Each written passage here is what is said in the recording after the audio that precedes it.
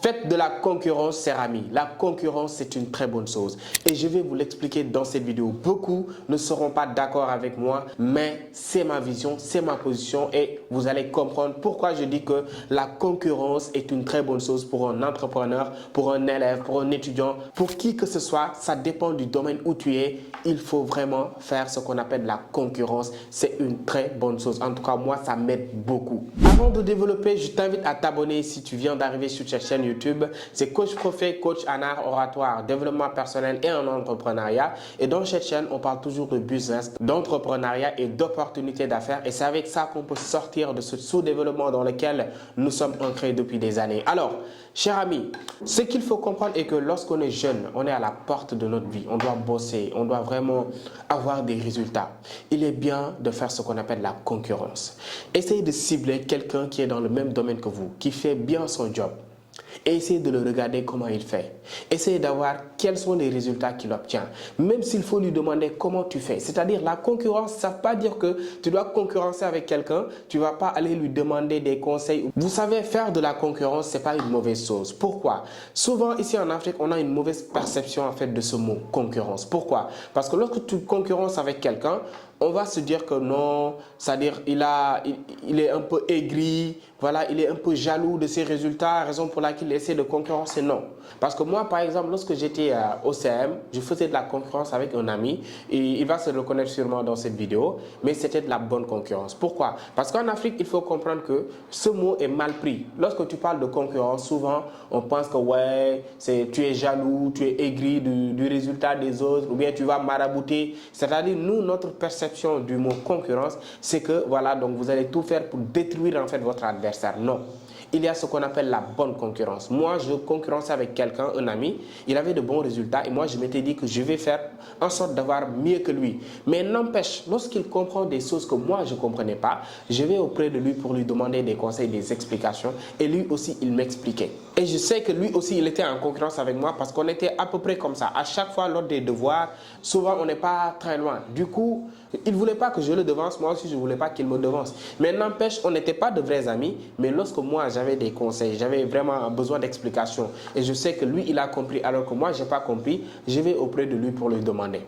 Il y en a des gens qui ne seront pas prêts à faire ça parce qu'il y a l'orgueil, ils vont se sentir un peu... Voilà, moi, je m'en foutais. C'est-à-dire, l'importance pour moi était d'avoir de très bonnes notes.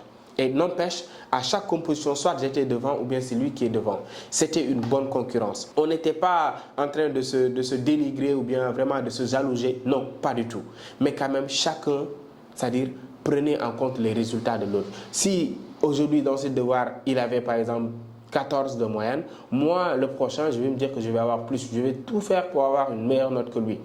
Mais dans les règles de l'art, en quoi faisant? En apprenant.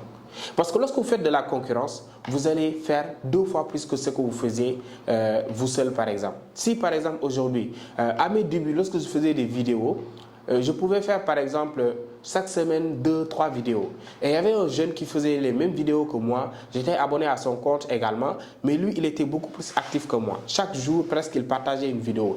Et je voyais que ses abonnés, ça montait. Je me suis dit, mais vu que lui, on fait à peu près la même chose et je sais que peut-être il n'est pas plus pertinent que moi, mais s'il arrive à faire une vidéo par jour et qu'il arrive à avoir pas mal d'abonnés, bon, pourquoi pas moi aussi? Et je me suis dit que je vais faire pareil. J'ai commencé à faire une vidéo par semaine. Et voyez-vous, presque en moins d'1 an, j'ai doublé en fait ses abonnés. Aujourd'hui, je suis à plus de 260 000 abonnés sur TikTok et lui actuellement, il est à moins de 100 000 abonnés. Vous voyez un peu, parce qu'au fil du temps, il a arrêté de publier des vidéos fréquemment, tout ça, parce que commencer, c'est facile, hein, mais tenir le cap, c'est très difficile.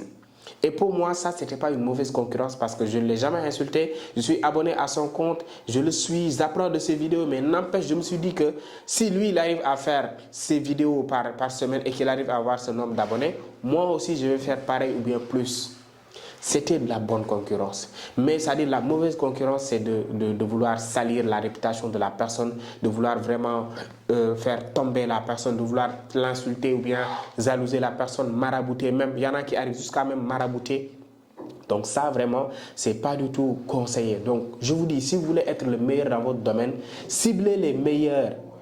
Collaborez avec les meilleurs ou bien également, c'est-à-dire comparez vos résultats avec le résultat des meilleurs. Et là, vous allez tout faire pour aller au sommet.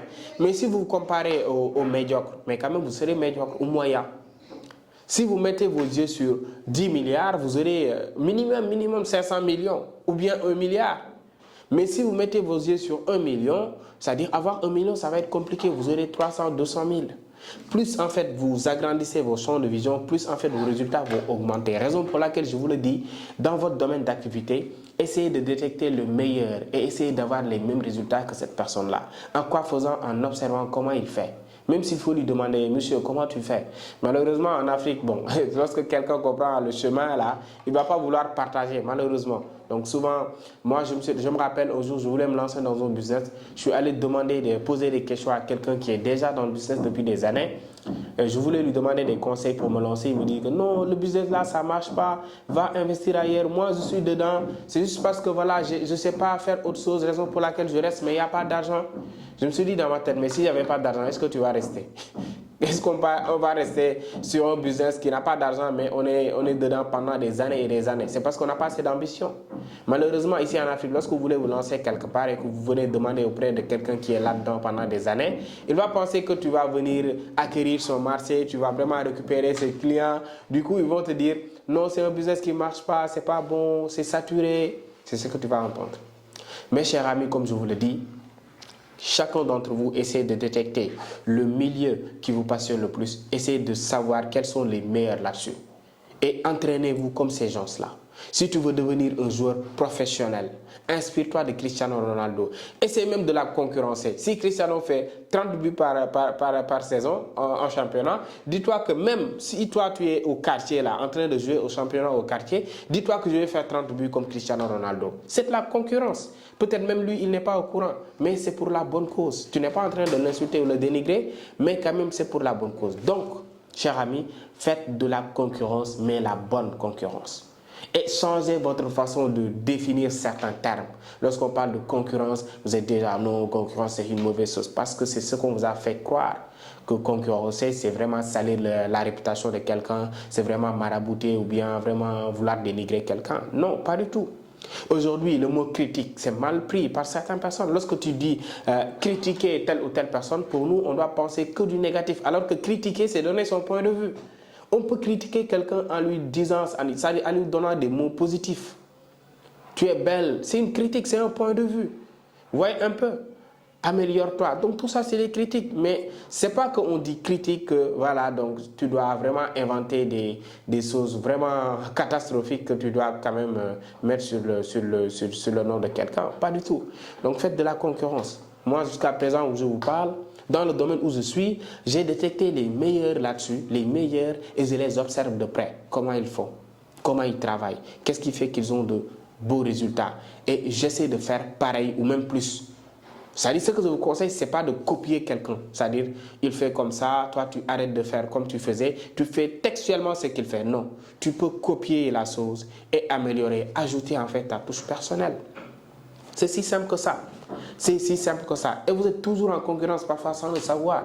Vous, par exemple, vous décidez de commencer à vous entraîner à la salle et soudain vous trouvez quelqu'un, un jeune comme vous, vous êtes venu au même jour, mais lui, vous voyez qu'à chaque séance, tu vois que voilà, ses muscles commencent à développer, il commence à vraiment avoir une belle forme. Et là, ça va vous inspirer de manière indirecte. Vous allez vous dire que non, on ne peut pas venir le même jour et lui, il est en train de grandir, d'avoir une bonne forme alors que moi, je ne grandis pas. Donc toi, tu vas faire en sorte de travailler plus que lui pour avoir les meilleurs résultats que lui. Est-ce que vous comprenez un peu?